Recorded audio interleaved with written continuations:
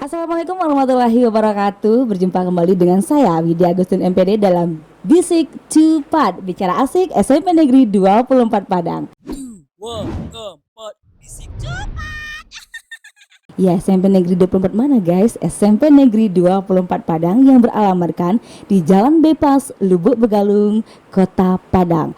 Oke, SMP Negeri 24 Padang merupakan salah satu sekolah negeri yang ada di Kota Padang. Sekolah ini memiliki ikon 1000 anggrek dan memiliki galeri budaya. Kenapa 1000 anggrek? Karena SMP Negeri 24 Padang merupakan sekolah pelopor adiwiyata pertama di Sumatera. Maka dari itu buat kamu yang ingin penasaran, silakan saja mampir yuk ke SMP Negeri 24 Padang. Di situ juga ada galeri budaya di mana galeri budaya merupakan wadah para muda-mudi ataupun para siswa yang memiliki bakat dan minat di bidang seni. Di situ saatnya menyalurkan bakatmu. Oke, dalam acara kali ini, dalam sesi kali ini, kita akan berbincang dengan topik yang sangat luar biasa, yang sangat viral dari tahun ke tahun yang dibicarakan. Apakah itu? Yaitu tentang PPDB online. Nah, bintang tamu kita pada hari ini yaitu Bapak Haji Indra Yedi Bakri SPD MT yang merupakan Kabid P2MP Dinas Pendidikan Kota Padang. Halo Pak. Halo. Sehat Pak? Alhamdulillah sehat. Alhamdulillah. Sebelumnya kita ucapkan terima kasih ya Pak sudah bisa hadir berkunjung ke SMP Negeri 24 Padang dan memberikan topik-topik yang sangat luar biasa baik buat guru dan buat siswa. Nah, kali ini banyak pertanyaan loh Pak. Banyak pertanyaan yang sangat ramai di kalangan masyarakat. Ini saya mewakili orang-orang tua, emak-emak ya, atau bun-bun saya alias bunda-bunda sayang, yang gimana ya, kesulitan serta pusing loh saat ini Pak, dimana para ibu-ibu atau bapak-bapak yang memiliki anak, yang apalagi yang pengalaman pertama anak masuk SMP. Nah, ada istilah PPDB online. Bisa nggak sih Bapak kasih sedikit informasi buat kita, apa tuh Pak PPDB online gitu? Ya, terima kasih. Tentunya selamat kita dari Dinas Pendidikan. Sebenarnya PPDB itulah penerimaan murid baru. Sebelumnya itu kan PSB, penerimaan siswa baru. Penerimaan siswa baru ini sebenarnya ini sudah lama kita laksanakan. Sudah lebih dari 9 tahun lebih masa zaman wali kota lama. Itu dari tahun ke tahun itu ada perubahan dalam rangka bagaimana penerimaan siswa baru itu memang betul-betul terjaring dengan baik. Kemudian pada tahun sekarang itu ada perubahan dan perbaikan dalam penerimaan siswa. Sebenarnya Dinas Pendidikan bukan hanya PPDB online saja. Penerimaan siswa baru itu atau penerimaan murid baru itu ada beberapa kategori dia. Ada yang penerimaan siswa baru kita, murid baru kita dengan prestasi. Prestasi ini ada prestasi akademik, olahraga atau non akademiknya, kemudian prestasi termasuk dia hafiz, itu termasuk dia. Kemudian ada penerimaan siswa melalui afirmasi. Kemudian afirmasi ini itu ditamakan bagi yang ekonomi lemah, yang punya BPJS KIP ya, yang punya KIP, kemudian dia punya prestasi dia. Nah, kemudian ada tahapan berikutnya itu PPDB online. PPDB online ini itu diberi memang agak banyak presentasinya, itu dilaksanakan secara online. Online ini adalah dengan menggunakan aplikasi yang dilaksanakan oleh Dinas Pendidikan. Kalau tahun lalu PPDB online ini itu dilaksanakan itu dengan menggunakan zonasi, tapi di sana sesuai dengan Permendikbud kita itu ada celah itu boleh dilaksanakan itu dengan menggunakan nilai. Ya, jadi bisa disaring lapor gitu Pak? Ya, nilai rapor ya. Namun untuk tahun sekarang itu memang full dilaksanakan dengan zonasi. Zonasi jalur umum tidak menggunakan lapor? Tidak menggunakan lapor. Jadi zonasi ini maksudnya berapa jarak antara sekolah dengan titik di mana tempat tinggal. Oh gitu. Ya, kalau kita lihat itu memang sebelum ini persiapan ini memang sudah dilaksanakan oleh Dinas Pendidikan. Itu melihat berapa jarak itu di Google ya. Google Map itu kan Di kita Google melihat. Nah ini kita verifikasi. Jangan ada yang sengaja dia alamatnya jauh. Kemudian dibuatnya titik Google-nya ini di dekat sekolah. Nah ini kita verifikasi oleh dinas, udah oke. Maka berdasarkan itulah kita melaksanakan PPDB online ini. Iya. Jadi berdasarkan full zonasi.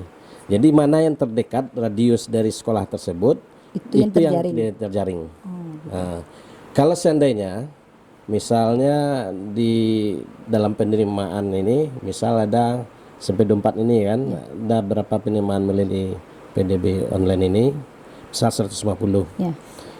Kalau zonasinya itu terradiusnya itu misalnya 1 kilo belum terpenuhi dia 150, maka dia otomatis dia Memperluas dengan sendiri. dengan sendiri dia misalnya ada 1,5 kilo dia kan seperti itu.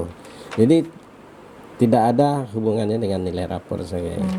Jadi itu namun tentunya ini memang ada bagusnya sekolah-sekolah yang berada di lingkungan orang tuanya di lingkungan sekolah ini itu akan diterima. Oh begitu. Gitu. Sip. Berarti perubahan nyata yang tampak di tahun ini dari tahun yang sebelumnya itu tidak ada lagi penggunaan sistem lapor. Iya. Oh, gitu. Berarti sesuai dengan yang terdekat dulu itu yang diterima. Itu ya, yang Pak? diterima. Karena kebanyakan orang tua kan udah kecemasan ya Pak ya.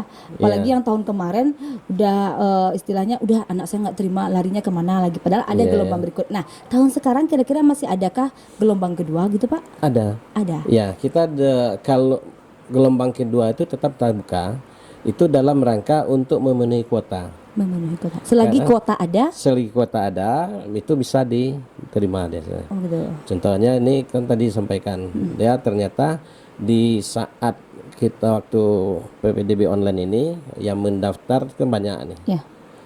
Kuota untuk SMP 24 150 misalnya. Ya. Ternyata saat dibuka pendaftaran ulang ada siswa itu dia mundur. Dia enggak, berarti kan ada kuota yang kosong. Iya. Nah, kuota yang kosong inilah dibuka untuk tahap 2. Untuk tahap 2. Iya. Oke. Terus nggak terkait lagi masalah usia Pak? Nah, usia ini kan memang batasan usia enggak masalah. Yang Dan kemarin itu kan susah. yang didulukan yang usianya yang memang agak besar ya Pak ya. Iya. Jadi yang kecil-kecil Tetap ini zonasi. tetap Tetap zonasi. Oke. Cuma kalau kita lihat kita kan sekarang ini kalau dilihat dari jumlah ya. siswa yang tamat SD itu dengan kuota yang diterima untuk menjadi SMP negeri itu kan sebenarnya belum terpenuhi dah. Banyak ya. Banyak yang tamat daripada yang diterima di SD negeri. Itu secara otomatis Swasta. ada ke swasta ada. Nah, itu karena tidak semuanya. Tidak semuanya. Iya. Oke. Nah, gini Pak, pertanyaan juga sih Pak dari kami mungkin guru-guru sekolah. Apa sih alasan atau keunggulan PPDB online ini sehingga pemerintah memilih jalur ini harus PPDB online? Seperti kita sekolah dulu saya di WPM, misalnya dari awal sekolah kita mau masuk bawa formulir loket 1 2 3 sampai terakhir kita diterima diumumkan di kaca. Kenapa sih sistem online yang dipilih gitu Pak? Iya. Keunggulannya apa? Sebenarnya keunggulannya di PPDB online ini itu apalagi dengan masa pandemi sekarang. Iya. Itu kan tidak boleh kumpul ramai-ramai. Oh iya. Sudah jelas dengan PPDB online ini bisa mendaftar itu bisa saja dari jarak jauh. Bisa melalui rumahnya sendiri, bisa melalui internet terdekat dia. Dia tidak mengumpul. Apalagi ini masa pandemi ini kan dilarang prokes kesehatan. Iya, social distancing ya Pak ya social lebih distancing. utamakan. Ya, untuk mengurangi tingkat peningkatan COVID ya Pak ya. Iya, itu Oke. jelas. Terus gini Pak, persentase tadi Bapak udah jelaskan bahwa persentase untuk kuota jalur titik koordinat terdekat yang akan Iya. diterima. Nah sekarang untuk persentase afirmasi dan jalur prestasi itu berapa perbandingannya dengan umum gitu Pak? Iya. Kalau kita lihat data dari yang kita sampaikan, Ya. persentase itu 75% itu online. Online, Kemudian ada 15% untuk afirmasi, afirmasi ada untuk prestasi. itu 10. Ya, kemudian ada satu lagi untuk pindah orang tua. Oh, pindah orang tua. Ya, pindah orang tua ini misalnya ada TNI, Polri, kemudian PNS, ada PNS, kemudian ada bisa ada kejaksaan ya. Orang tuanya ini pindah tugas Iya, tugas. dari kabupaten atau kota lain ke Padang. Maka itu juga kita berdirikan kotanya. Oke. Ya. Jadi sistem yang akan langkah pertama nih buat kita ibu-ibu lah Pak ya. Langkah pertama kita dulu apa Pak?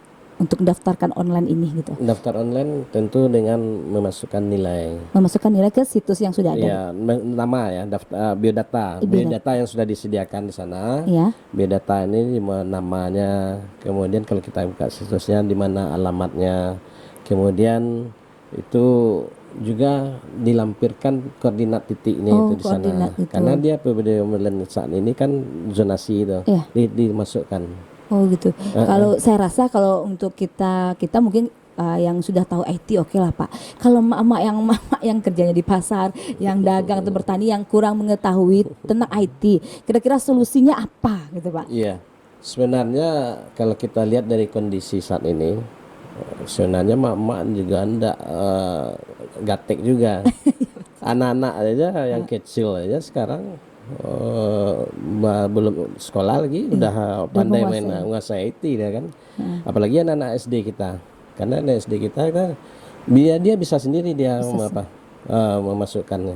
Maksud saya gini, ada solusi nggak, misalnya ada bisa datang ke sekolah yang dituju atau operator atau ada panitia atau gimana gitu Pak? Ya itu kalau seandainya memang enggak juga bisa, boleh langsung ke sekolah. Oh berarti sekolah harus menyediakan. bersedia membantu gitu Pak? Ya sedia untuk khususnya operator ya. Ya. Oke. Jadi tidak semata-mata harus di sekolah di rumah dia sendiri. Bisa di sekolah yang dia tuju. Kemudian di sana dia operator di sekolah itu juga harus ada juga yang standby. Harus standby ya Pak? Standby. Oke, jadi tidak harus. Tapi dengan kemudian teknologi sekarang bisa aja di mana itu sudah jelas nilai tambahnya. Harapan Bapak untuk yang terakhir ya Pak ya, harapan Bapak untuk proses PPDB online ini berjalan seperti apa? Tidak terjadikah yang viral seperti tahun-tahunnya sebelumnya gitu ya Pak ya? Coba Bapak sedikit tanggapan Bapak. Iya tentu harapan kita semua, apalagi kita sudah mensosialisasikan kepada masyarakat, sudah memahami ya.